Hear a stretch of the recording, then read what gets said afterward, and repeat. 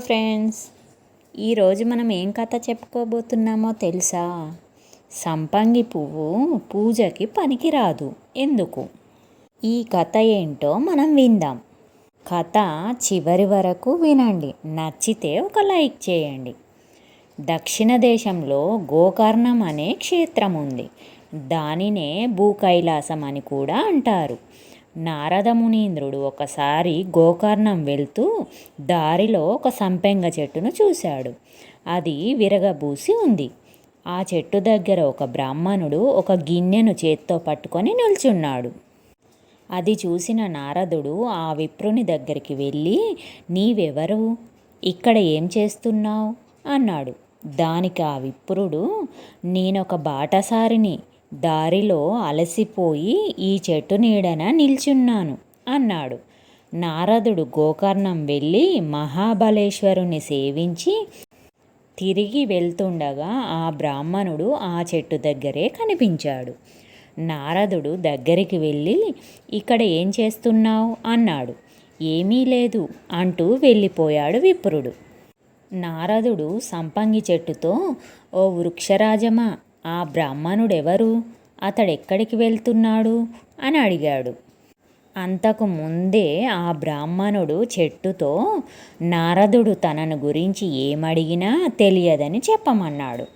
అందుచేత సంపంగి చెట్టు నాకేమీ తెలియదు అంది. నారదుడు ఊరుకోలేదు. మళ్ళీ తిరిగి మహాబలేశ్వరుడి దగ్గరికి వెళ్ళాడు. అక్కడ 108 సంపంగి పూలతో స్వామి అర్చించబడి ఉన్నాడు. ఎదురుగా ఒక బ్రాహ్మణుడు ధ్యానం చేసుకుంటున్నాడు. నారదుడు ఆ బ్రాహ్మణుని పిలిచి, ఈ పూలతో స్వామిని ఎవరు అర్చించారు అని అడిగాడు. నారద మహర్షి, ఈ పూలను ఒక దుష్ట బ్రాహ్మణుడు శివునికి అర్పించాడు. సంపెంగ పూలతో శివుని అర్చించినందుకు ఫలితంగా ఈ దేశపు రాజు అతడికి దాసుడైనాడు. దాంతో ఆ కపటి విశేష ద్రవ్యాన్ని ఆర్జించి కూడా ప్రజలను పీడిస్తున్నాడు అని చెప్పాడు. ఇప్పుడు నారదుడు మహాబలేశ్వరునితో, దేవదేవ, ఆ కపట బ్రాహ్మణుణ్ణి నీవు కరుణించావు, అందుకే అతడు ఈ పనులు చేస్తున్నాడు అన్నాడు.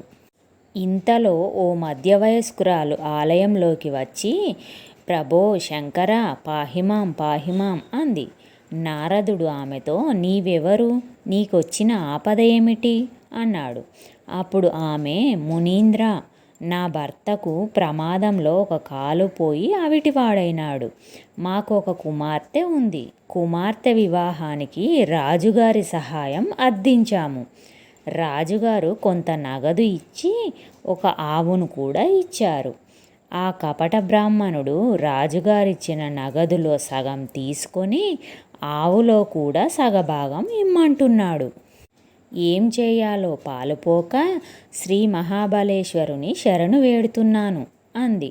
ఆ మాటలు విన్న నారదుడు ఈశ్వరునితో, దేవా, ఇంకా ఎందుకు ఉపేక్షిస్తున్నావు? ఆ దుష్టుని శిక్షించు అన్నాడు. దానికి ఈశ్వరుడు, నారద, నా భక్తులు ఎన్ని తప్పులు చేసినా నేను ఉపేక్షిస్తాను. అందుచేత నువ్వే ఆ సంగతేదో చూడు అన్నాడు. నారదుడు ఈశ్వరుని దగ్గర సెలవు తీసుకొని సంపంగి చెట్టు దగ్గరికి పోయి, ఓ తరురాజమా, నిజం చెప్పు, ఆ బ్రాహ్మణుడెవరు? ఎందుకు నీ పూలు తీసుకువెళ్తున్నాడు అని అడిగాడు. నాకు తెలియదు అంది సంపంగి చెట్టు. అప్పుడు నారదుడు, ఓ సంపంగి చెట్ట, నీ పూలంటే ఈశ్వరుడికి చాలా మక్కువ. కానీ నువ్వు విప్రుని విషయం తెలిసి కూడా తెలియదని అబద్ధం చెప్పావు. అందుచేత నీ పూలు శివపూజకు ఇంకా పనికిరావు అని శాపం పెట్టాడు. అంతలో ఆ బ్రాహ్మణుడు ఆ చెట్టు దగ్గరికి వచ్చాడు. నారదుడు ఆ కపట బ్రాహ్మణుని చూసి, ధనాశతో ప్రజలను పీడిస్తున్నావు, నిన్ను క్షమించరాదు, నువ్వు రాక్షసుడిగా జన్మించు అన్నాడు. ఆ బ్రాహ్మణుడు మహర్షి కాళ్ళ వేళ్ళ పడి బ్రతిమిలాడాడు. అప్పుడు నారదుడు కనికరించి, నువ్వు విరాధుడు అనే రాక్షసుడుగా పుట్టు, త్రేతాయుగంలో శ్రీరాముడు నిన్ను సంహరించగానే నీకు శాప విమోచనం కలుగుతుంది అన్నాడు.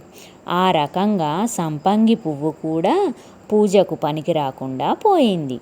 ఇది సంపంగి పువ్వు వృత్తాంతం. ఇది ఫ్రెండ్స్ ఈరోజు కథ. ఎలా ఉంది? నచ్చిందా? నచ్చితే ఒక లైక్